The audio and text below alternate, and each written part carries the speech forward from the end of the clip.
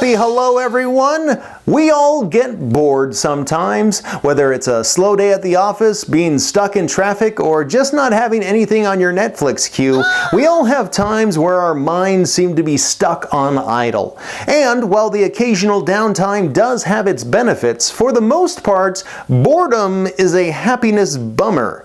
Just ask any child stuck in the backseat of a car on a family road trip. My name is Ryan Wingfield, and my job is to make people happy. After years of doing stand-up comedy, I've devoted an entire year to the study of happiness.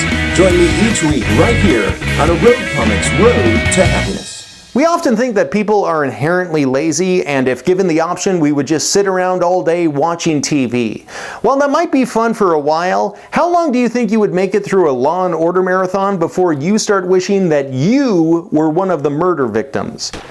Boredom isn't as simple as not having anything to do. Psychologists say it's a combination of psychological arousal as well as an inability to focus, often because of the environment. In other words, you want to be doing something fun, like watching the game, but you're stuck doing something else, like shopping with your wife. Oh, no. We tend to think of boredom as a mild irritation, but chronic cases of it have been linked to severe mental health issues, including anxiety, depression, and obsessive-compulsive disorder. It's likely that boredom is a symptom of those other mental health conditions and not the cause. That being said, research has shown that people are happier when they are busy compared to when they are idle. In fact, one study found that keeping your mind active with a meaningless task may help prevent negative emotions. Or, to quote from the 2004 movie Flight of the Phoenix, "A man only needs one thing in life, something to love. And if you can't give him that, give him something to hope for. And if you can't give him that, just give him something to do."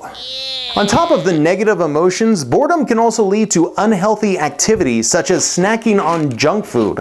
Both obese and non-obese people turn to munchies as a way of relieving boredom. Researchers say the reason for this is that eating is a highly sensory activity which helps give your brain a break from the monotony.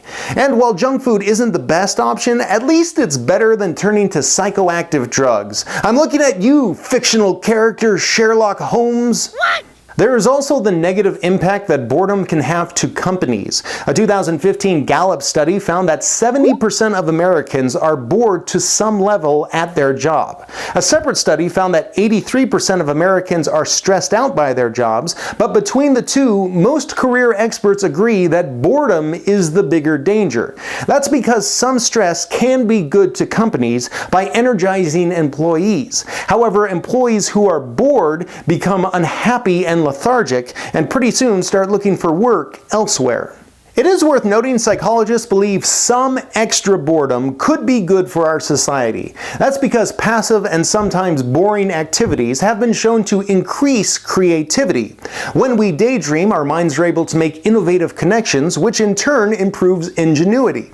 Unfortunately, thanks to things like the internet and smartphones, we don't have as much time to daydream as we used to, and as such, creativity levels in the United States have steadily declined over the past 25 years, even though IQ scores have gone up. So the next time your kid walks in and tells you that they're bored, look at them straight in the eye and say, "Good. Now go outside and find something to do." That's all for this edition of A Road Comics Road to Happiness. Thank you so much for watching. Don't forget to subscribe and leave any happy comments below. Next week, from the happiest day of the year to why it's important to have an ugly husband, we'll be taking a look at some of the weirdest happiness facts. Until then, stay happy.